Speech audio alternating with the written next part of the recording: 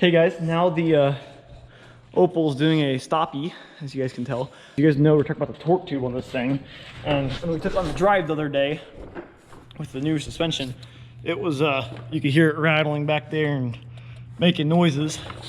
And the torque tube on these things, it attaches to the rear axle.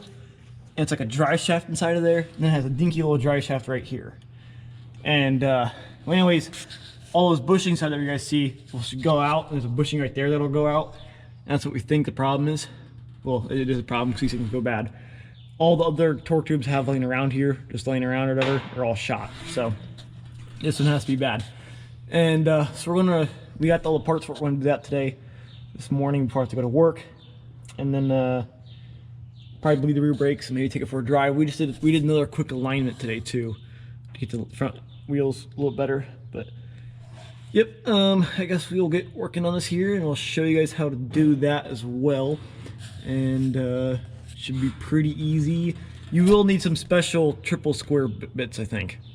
It's on the rear bolts to rear axle. So anyways, we will get on this thing and I'll get it out of here and show you guys how to put the torque tube in, I guess.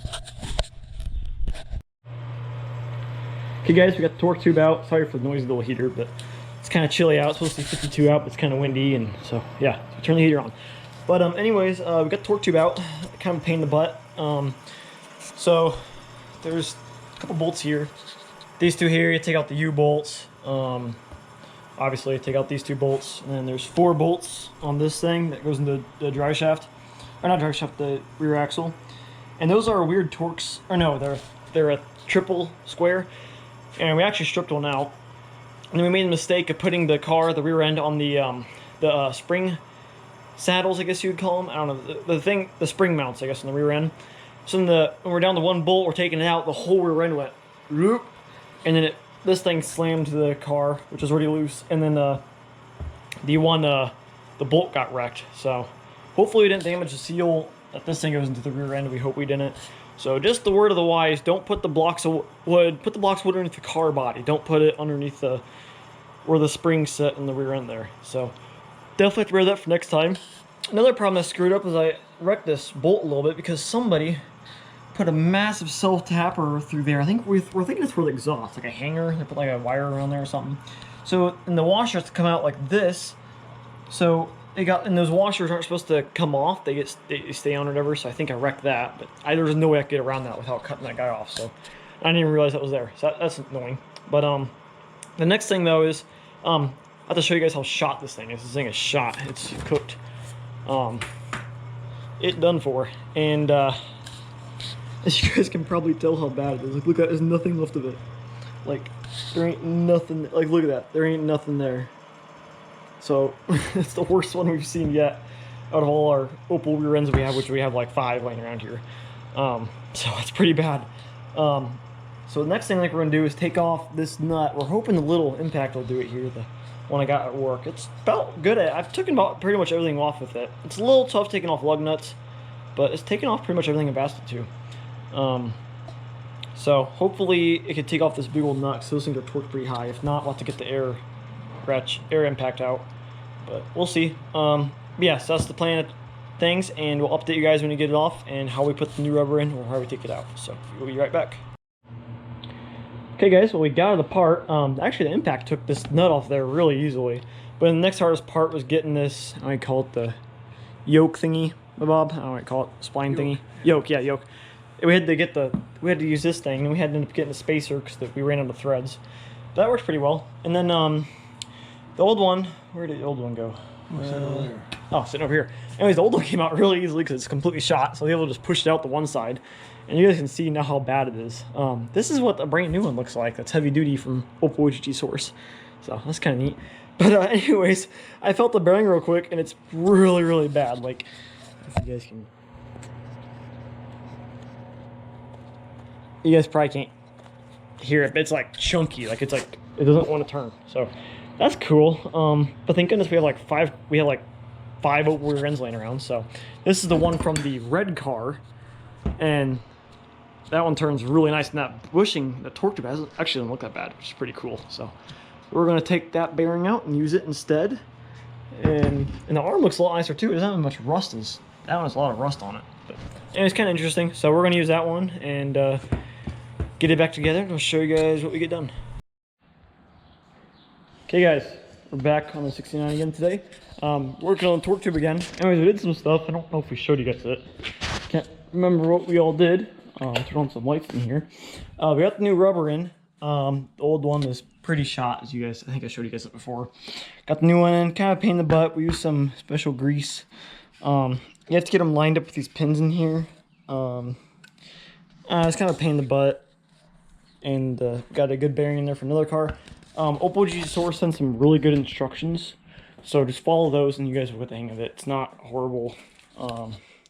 Honestly, the hardest part is just getting the actual rubber torque tube donut in there, getting it in there right, getting all those prongs in there properly. So yeah, there's that. Grandpa also painted up this guy. Got these guys installed that are new too. So that should be all good. And then now we've been waiting on for the past several months now is the what you want to call it, the pinion seal. I kept on ordering the wrong one at work, and finally we think we got the right one from Opel OGTS. It's definitely a different style though. It has this weird cup to it. Right here, I'll get it for you guys. It has a weird cup to the end of it. The other one did not have that. It was only this part here, not that part. So, but it looks like it'll fit. It's the right size. All the ones I ordered through O'Reilly's were all the wrong size. But oh well, I was the one that should have saw measurements. But what I just found, because I'm special and like poking at rust holes, I found a mouse nest. I thought I'd show you guys this real quick.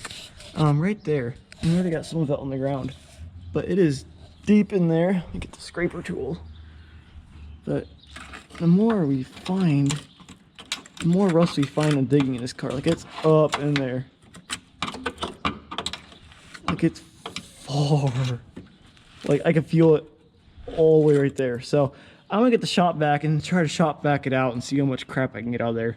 Because I get sidetracked really easily. So also another interesting thing is, found a rust hole here. This is all crunchy now. In this door, there's nothing left of the door. So that's also kind of cool. See this Bondo cracking here? That was not cracking beforehand.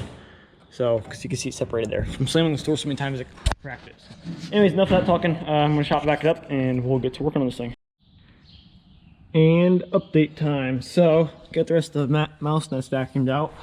But anyways, got the seal in. Went in there pretty well. Turns out there is a ridge there, so it's supposed to be like that. We used Grandpa's tool somewhere, and it worked pretty well. The holes were a little small, but it worked. So yeah, so now the next step is to put the torque tube in there. And we realized last time that it's a bad idea to put the car underneath the spring shackles because it'll tilt the rear axle up forward.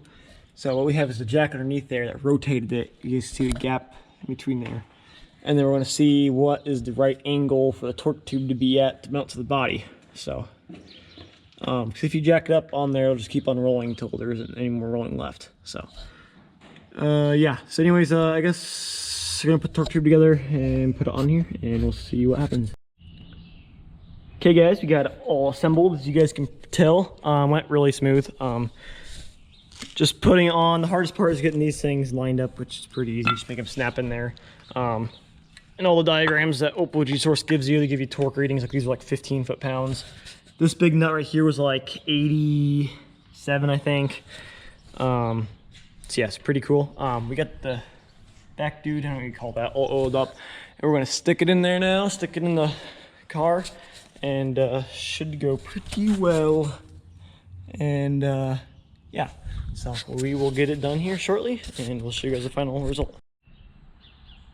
Well, my face is probably dirty, but we got it done. It's 6:30 right now, so I got here about 4:30 or so. 2 hours later, she is all done. Now it's dinner time. Got it buttoned up, got all the bolts torqued. I don't know about the parking brake spring. I don't think that's right, but that's how I'm gonna do it, because when I put it there, that's really far. And the parking brake doesn't even work in this thing, because we have the other side disabled because of the muffler. But enough of that. Got it on there, went really well. We decided to torque the bolts, those little spline drive thingies, the triple squares, to like 20 foot-pounds. We couldn't find anywhere in our manuals and the notes Opel OGTS sent us what to torque them to.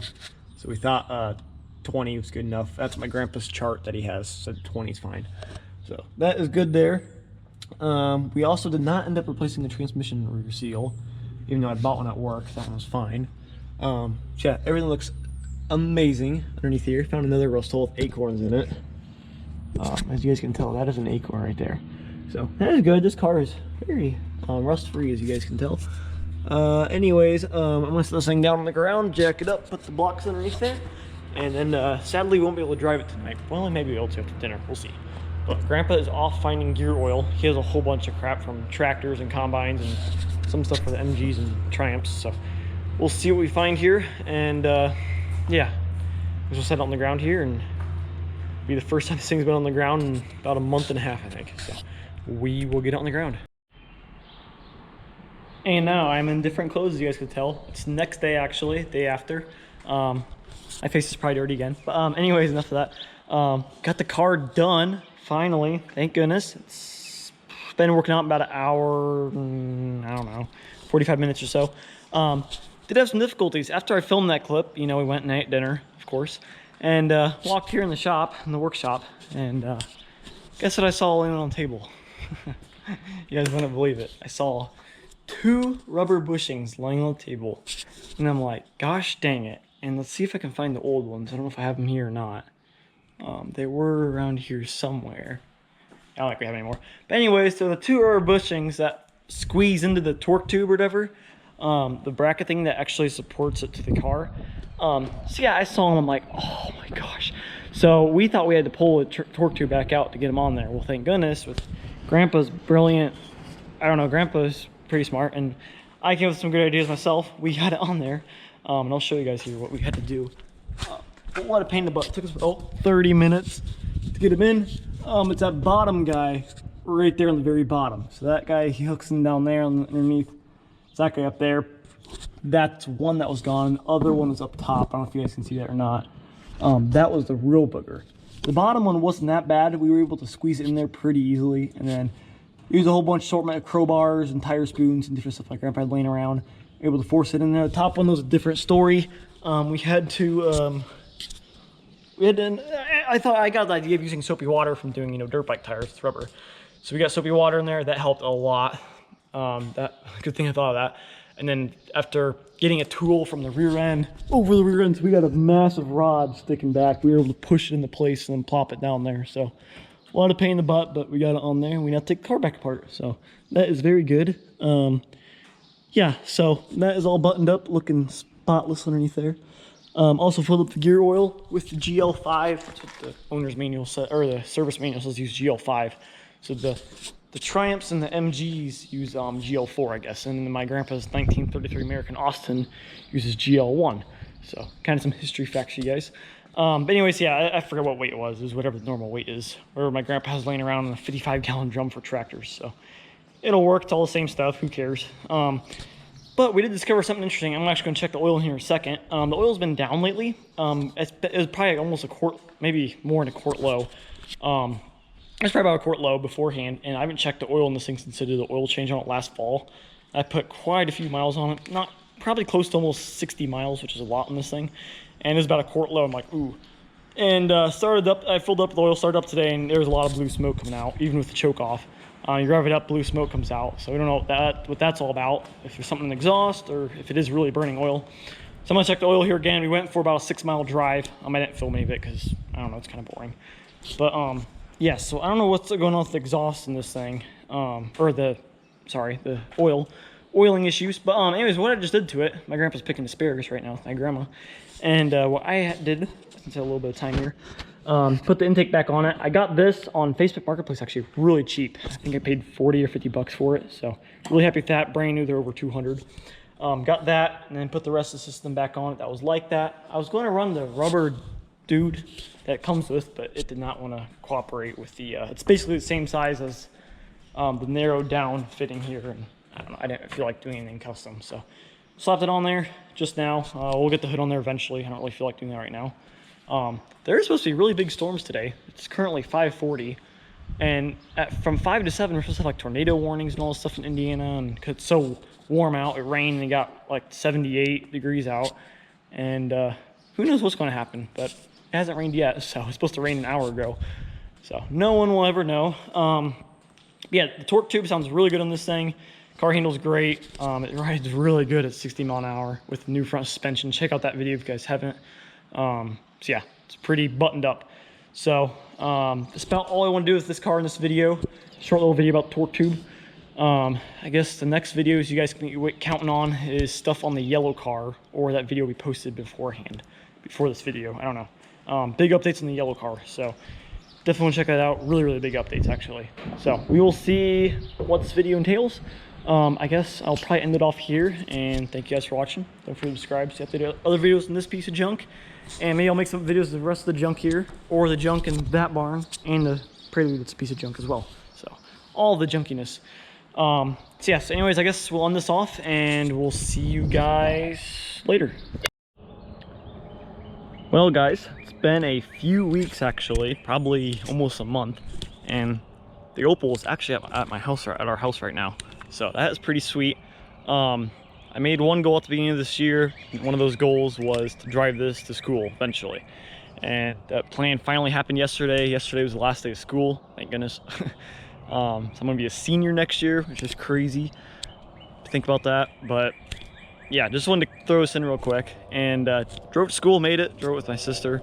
But my other two siblings, they rode with my parents for their special service at their school, because they go to different school than I do for high school. They go to yeah, different school.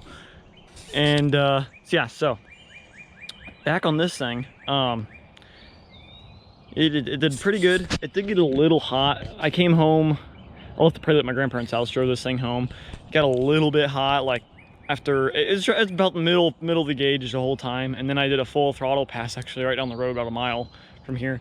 And it got kind of hot. It was getting to the 4th tick mark, I think they say. The mark past the little mark, it got a little hot. And I was like, okay. Pulled in, let it shut off and stuff, let it cool down. But I think it was only a mile from home. So I'm like, that's kind of weird. I'm like, usually, like, it should, you know, cool off theoretically. I don't know. Anyway, so yeah, I drove it to school then the next day. So it was yesterday. Drove it to school. Two schools did perfect. It was running really cool because it was like 65 out in the morning. Because it's great weather for May. Like the highs have been like 80 degrees, 85 degrees every night. It's been absolutely amazing. And yeah, so it ran really good in the morning, ran pretty good in the afternoon too. Got a little hot in the neighborhood. Just, you know, our neighborhood's like half a mile. And my temperature range got a little hot. I'm like, okay, just kind of, you know, thinking about it. Anyway, so I went and got gas yesterday, and put 4 gallons of gas in it because gas is so freaking expensive. And anyways, it's kind of hard to start. You have to really floor it. You have to put your pedal to the floor or else it'll vapor lock. Thank goodness I have an electric fuel pump, because that thing kept on clicking forever. It was like, geez. And then I went to my work. I had everybody checked out there. All the old guys loved it. And anyways, went there, got some parts, got some coolant, and I got a thermostat, gasket, some red line water wetter, and some stable ethanol stuff, and then I think that's all I got. But anyways, I decided to check the thermostat in it to see what it was, because we never replaced the thermostat, and it's the same thermostat it's had in here since, you know, 30 years ago or whatever. Because we did take the thermostat out once, make sure it was okay. But anyways, what was in there, it was a 195, it was an AC Delco 195 temperature, 195 degrees Fahrenheit. And I'm like, huh. And I'm like, that's probably why it's running so hot. A lot of people were just running like 180s in there. That's the OEM temp. I'm like, still, with this car being old, it's just not a brand new car. If it was a brand new car, yeah, I'd run that temp, but I'm like, So when I got a 180 temp at work, and I put that in there, flushed out all the coolant. Well, not really flushed it out, kind of sort of flushed it out. Got till most of it was running, you know, clear water. Made a massive mess, but anyways, got everything flowing out nice and clean. The heater core was that hasn't worked right, and I was able to get the hose and flow it till clean water came out. First it was green, then it was muddy, then I got the air hose, blew it out with the air hose, and blew out all this crap. So that was pretty cool. Yeah, so that worked well. So now it was getting really, I took it for a test drive last night. It got really hot at first, and it got like really hot. I'm like, okay, it's getting to like the 4th mark, going past it, and also went bloop and went straight back. So I think the thermostat opened for the first time. So, but yep, so that was good. Neighbors going by. And then Yeah, everything's doing good. Torque tube's doing great. Front suspension actually almost got airborne a few times on this really bouncy road near us.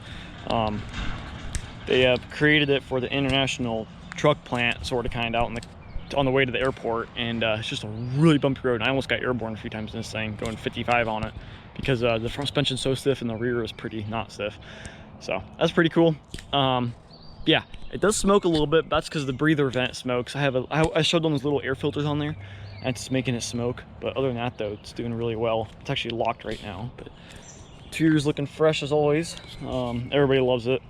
They like my exhaust. I showed my ag teacher.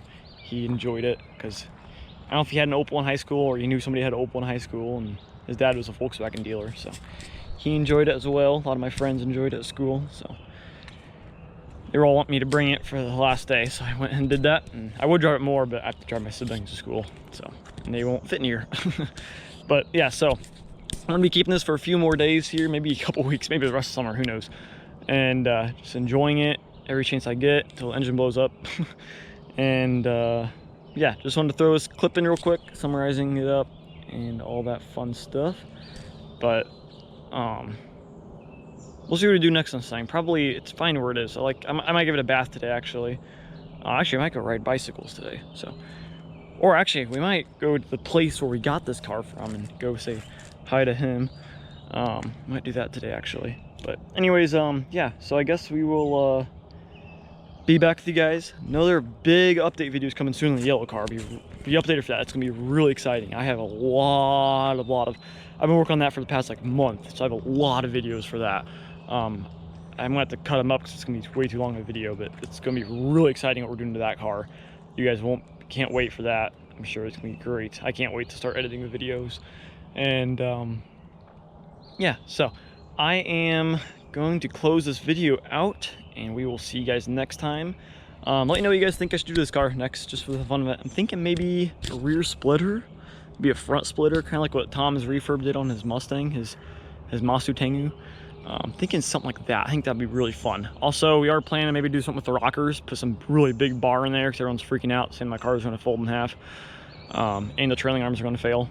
So I might do that too eventually, once I get my other Opel up and going. But we will see. Just, it's a fun beater. You can beat the absolute crap out of it and it doesn't complain. And it corners super flat, and you can, it's crazy how well it handles the new front suspension. I can go as fast as I want around the turn. It would be totally fine. It's totally flat. So anyways, we are going to be done, and I will see you guys next time. And check out my other videos on this piece of junk and other pieces of junk. And we will see you guys next time.